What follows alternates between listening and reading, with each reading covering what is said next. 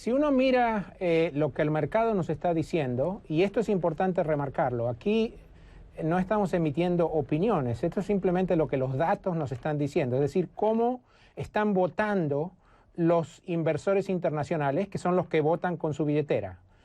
Cuando uno mira cuánto tenía que pagar México en julio del año pasado, en el momento de la elección presidencial, tenía que pagar para endeudarse en pesos a 10 años de término alrededor de 7%, un poquito más de 7%.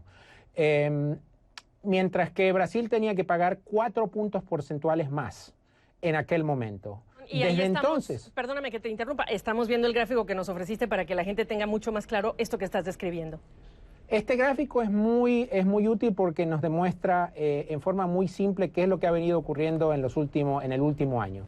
Desde entonces hasta ahora, este diferencial se ha ido comprimiendo y desde los últimos días, por primera vez en muchísimo tiempo, México tiene que pagar más que Brasil para endeudarse en moneda doméstica a un término de 10 años. Cuando uno mira un indicador similar para la deuda en moneda en dólares, que es lo que se llama el contrato para seguro de default, que es una medida muy pura de riesgo país, es lo que se llama Credit Default Swaps.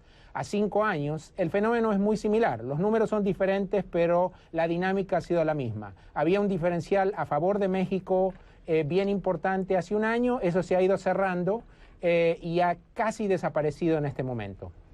La pregunta aquí es, ¿por qué? ¿Qué es lo que está diferenciándose? ¿Hay cosas evidentes? En Brasil se están aprobando algunas reformas o avanzan, en México no. Gabriela, para resumirlo de manera muy sencilla, hay una cosa que el mercado detesta en todos los lugares del mundo y eso es incertidumbre.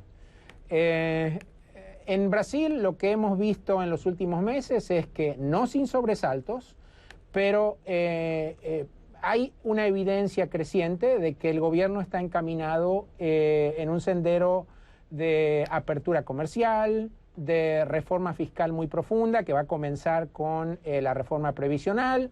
Como tú sabes, ya se aprobaron las 2 primeras etapas de esta reforma que es crucial. Brasil, Argentina, el resto de los miembros del Mercosur han llegado a un acuerdo preliminar con la Unión Europea, es decir, que el sendero es un sendero que al mercado le gusta. ¿Qué ha ocurrido en México durante el mismo periodo? Bueno, se han cancelado obras que ya habían comenzado, se postergaron y eventualmente se cancelaron concesiones a empresas petroleras del sector privado. Es decir, que el clima se ha enrarecido y la cereza de este postre ha sido la renuncia del ministro de Finanzas la semana pasada en un contexto muy ruidoso, muy inusual. Por último, porque nos comemos el tiempo, el presidente López Obrador te diría, quizá en primer lugar, que eres neoliberal, así te lo diría, pero quizá más importante es que te diría, mira el peso, Fernando, ¿qué estás diciendo? Bueno, en primer lugar, me han llamado cosas mucho peores que neoliberal, así que eso no me ofende.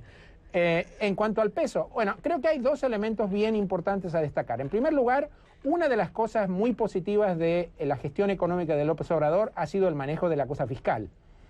La política fiscal de México es muy prudente, muy conservadora y típicamente eso le da apoyo a la moneda del país que sigue una política como esta. Sin embargo, hay otro factor aún más importante, que es lo que está pasando con las tasas de interés de política introducidas por el Banco de México. Estamos viviendo en un mundo, como tú sabes, en el que la mayoría de los bancos centrales del mundo están empujando sus tasas de interés hacia cero. Sí. México tiene las tasas de interés más altas de los últimos 10 años. Es decir, que con unas tasas de interés de este nivel, no es sorprendente que algunos inversores estén atraídos por poner su plata en México. Yo diría que la fortaleza del peso se debe mucho más a este último factor que a que los inversores estén enamorados con la situación macro del país. Y el riesgo es enorme porque cuando se vayan, hay que decírselo al presidente. Gracias, Fernando.